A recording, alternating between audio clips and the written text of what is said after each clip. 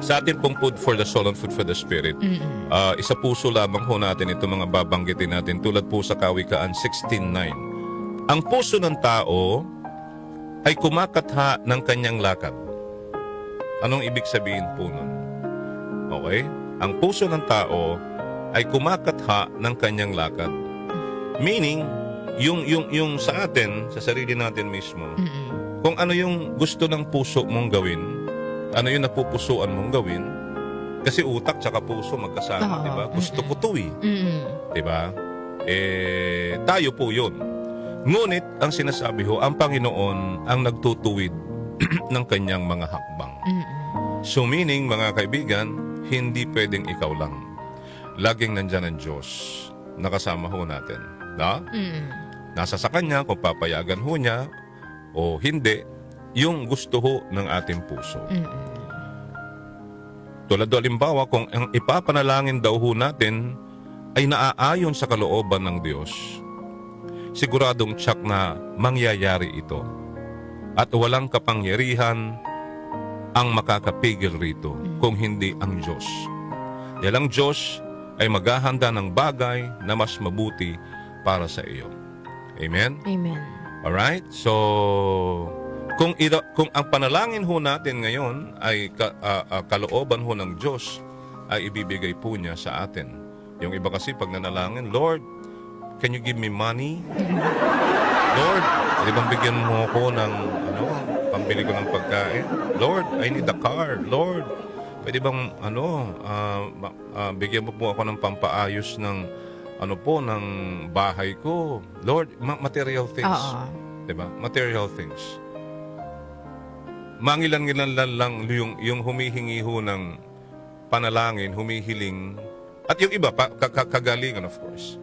Pero yung iba, kukunti ho yung humihingi ho ng wisdom eh. Na parang, Lord God, give me the wisdom. The wisdom, para alam ko kung anong gagawin ko. Kasi yung wisdom, partner, yun yung yun yung magagamit mo sa bagay na gusto mong gawin. At mga plano mo, goals mo sa buhay, and your vision in life. Alright? At sinasabi rin ho, at sino mang nagpapakababa ay matataas. Ayon po sa Mateo. Ano po ito? Sinasabi ho, wala tayong pwedeng ipagmayabang sa mundong ito dahil lahat po ng meron tayo ay galing sa Diyos. Ang ating buhay, lakas araw-araw, ito pong ating talento na meron po tayo, karunungan na meron po tayo. Kung meron man tayong dapat ipagmalaki, yun daw po ay ang kabutihan at kadakilaan ng ating Panginoon. Dapat nga po ipagwagwagan natin yan. Lord, thank you po. Salamat, Lord. Diba? Na dapat yan ang ipagwawagan na, oy kayo, hindi nyo ba alam na napakabuti ng Panginoon? Ganon? Hindi ho yung pinagwawagwagan mo kung anong meron ka. Diba? Kung anong meron kang material na bagay. Diba? Anong sinasabi? Kung mahal mo ang Diyos at hindi mo siya kinakahiya, diba? Ipagmalaki mo. Pagkalat mo. Yun ang magandang chismis. Partner, yun ang magandang chismis. Pero ang mahirap lang minsan sa tao, pag ang pinag-uusapin natin ay tungkol sa Diyos, partner. Parang nagle-left the group, no? Nagle-left the group sila or they don't listen to you. Correct. Sasabihin nila, sino ka? Para sabihin sa amin ito. Because, sa kanila, dapat leader lamang ng simbahan. Dapat pari lamang. Parang ganun eh. Bakit? Nag-aral ka ba ng theology? Bakit kailangan ba mag-aral ka ng theology, mga kaibigan? Para mahagi mo, diba? I-share mo ang salita ng Diyos at ang kabutihan ng Diyos? Hindi. Hindi ako naniniwala doon, partner. Hindi porket hindi ka nag-aral ng theology. Paano? Kung basbas ng Panginoon ang binibigay sa iyo, na ikaw mismo, ang dami niyang ginamit, partner, na masasamang tao. Para ipagwagwagan sa kanila ang katotohanan about God. Di ba? Ang dami niyang ginamit ho na karakter sa Biblia na nagpapatunay ho ng kadakilaan ng Diyos. mga kaibigan. Diba? Si Saul na lang si Paul na mamamatay tao po. Pumapatay ho ng Kristiyano. Ano hong ginawa ng Diyos? Ginamit niya para patunayan sa tao na napakabuti ho ng Panginoong Diyos. Amen? Amen. Yan po mga kaibigan ha. Kaya wag natin isnabin o wag nating maliitin ang isang tao na kumbaga pag narinig ho natin na nagsishare po ng salita ng Diyos. Di ba? O wag ho nating sabihin, makikinig ka dyan. Hindi naman nag-aaral ng theology yan Hindi naman nag-aaral ng ganito. Ganun ba yun? Yung ba ang basihan? Yung ba ang basihan? Ang basihan ba ay yung tumayo sa harapan po ninyo na kumikinang po sa ginto ang ang kanyang leeg, ang kanyang mga kamay, punong-puno ng ginto? Yung ba?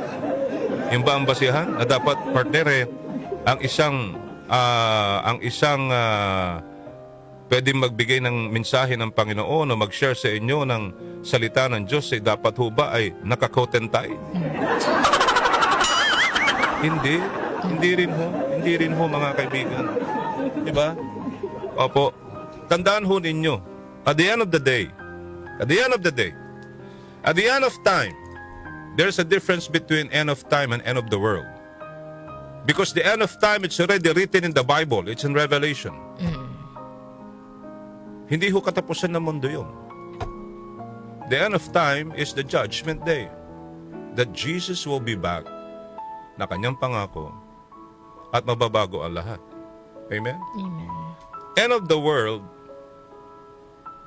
yung pinag-uusapang end of the world, kahit sinong propeta, kahit sinong mga manghuhula ho ngayon, hindi ho nila mahuhulaan ang katapusan ng mundo. Meaning, lana, boom! Kunana mo it's only God who knows the end of the world. Tandaan nyo yan ha.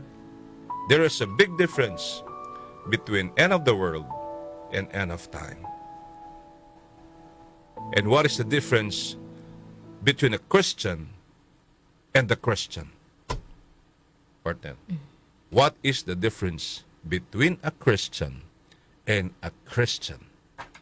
There are two kinds of Christian, mga kaibigan.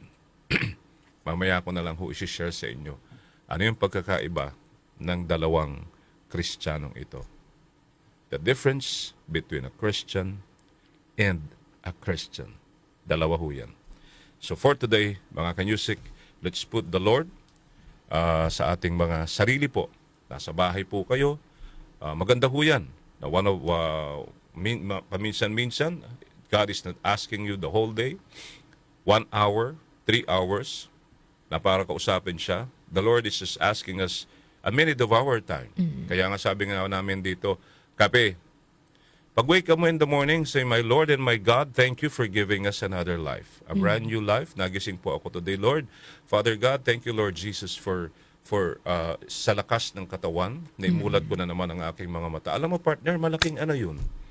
Malaking tulong yun sa araw-araw. Parang gumaganda ang umaga natin. Na? Kailangan ho nating maganda lagi ang umaga natin. And don't forget to put a smile on your face because yan ang gusto ng Panginoon. Ayaw niya na nakasibangot. Even if napakaraming problema ho sa buhay natin, totoo po yun. Kaliwat kanan ho yan, di natin may kakailam. But still, we have to smile, not because just we wanted to smile. We are smiling because of God's grace and love for us. Amen? Amen. All right. Salamat po. Sina Joel Grospe at Darlene Olaño, MOK sa 774.